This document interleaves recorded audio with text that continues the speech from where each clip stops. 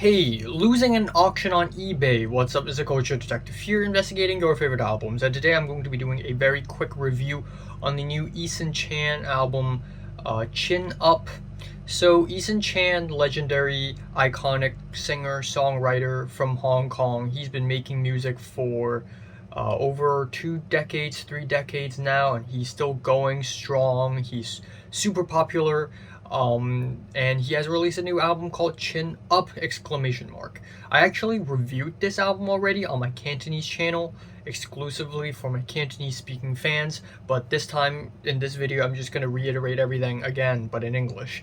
So yeah, Eason Chan, he's very popular, and the news surrounding him, along with the build up to this album, have been quite interesting as well. First of all, last year we have the Xinjiang cotton controversy, where a bunch of artists in Hong Kong have to decide whether to buy Xinjiang cotton or not. And if they buy Xinjiang cotton, they're buying cotton that is picked by essentially involuntary laborers, aka slaves, which is not cool.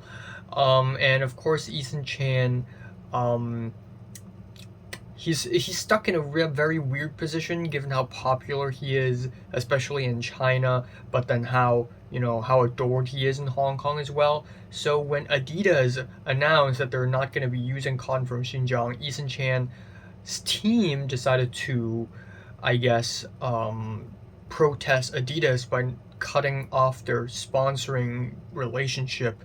So that was kind of controversial. But then things sort of flipped around a few months ago when Eason Chan was performing live in Macau, which, may I remind you, is a place where a majority of the people speak Cantonese, but there were a couple people yelling at him, telling him to speak Mandarin, and he's like, well, if you can't hear it, then forget about it.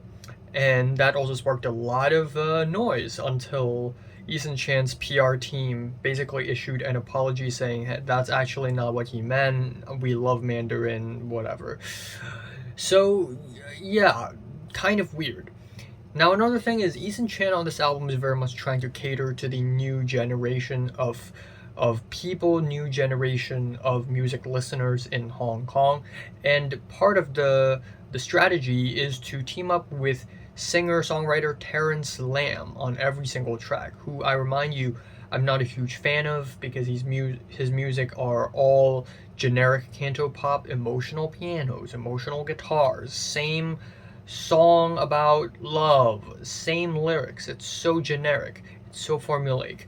But as it turns out, this album musically is actually quite fun for the most part. I think the first half of the album is particularly interesting. So the album opens off with Chen Dai Si, which you can literally translate to Master of Dust. It's also a play on words, so it sounds like Master Chan, so it's almost like referring to Eason Chan, but the official English translation is lightly for some reason. Right off the bat, we have soothing guitars, soft vocals that are mixed very faint, but it's such a nice feel-good opening to the album with a guitar solo slapped onto the back. It's basically a soft rock track, and we have lyrics about living freely.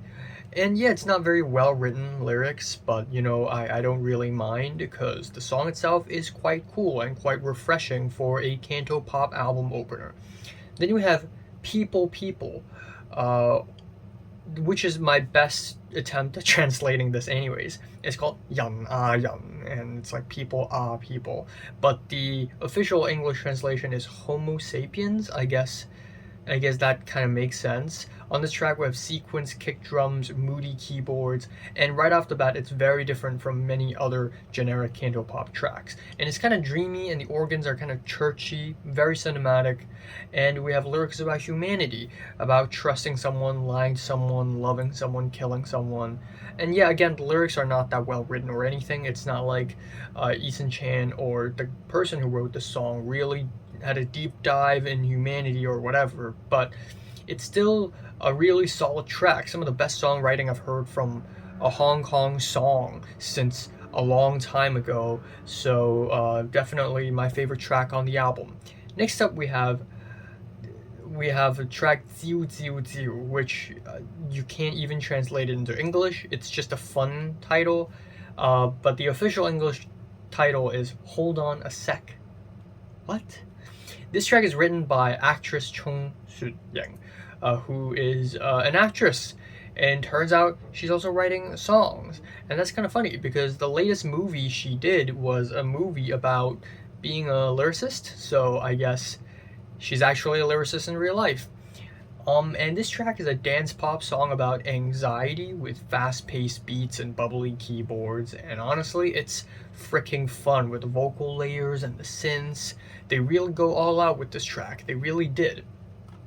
Then we have Social Anxiety Cancer, or the English translation, Don't Mind Me. And it is a Mandarin song that has a real luxurious edge to it with violins and jazzy pianos. But given that the track is about social anxiety, the lyrics really don't touch on anything about social anxiety, or it really doesn't go that deep. So not very impressed lyrically, but I guess songwriting wise, musically it's not bad. Then we have the second half of the album where we have one slow song after another, and that's what Eason Chan is the most well known for, is slow songs. Cantopop is mainly slow songs, and I like a good slow song, I like a good ballad, but it's just too generic. Such as this track, Tales of the Empty City, or the official English translation is Something Missing. What? And again, we have the very corny lyrics, we have very emotional pianos. It sounds like it came straight out of a TV show when the main guy and the main girl is crying and kissing. This is the song that's playing, and it's fucking stupid.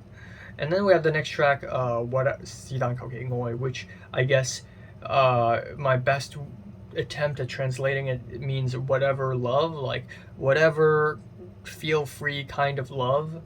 And the English translation is The Search? What? And it sounds exactly like the last track, so nothing fancy. Then we have Blind Marriages, Mute Weddings, and the English translation is The Code for some reason.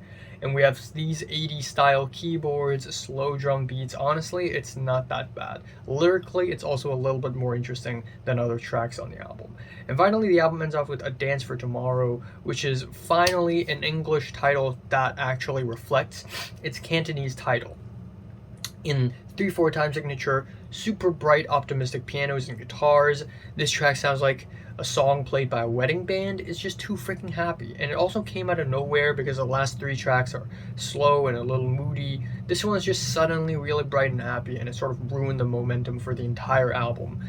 So yeah, overall, I think this album's not bad for a Cantopop album, but definitely not great either. Feeling a strong 6 to a light 7.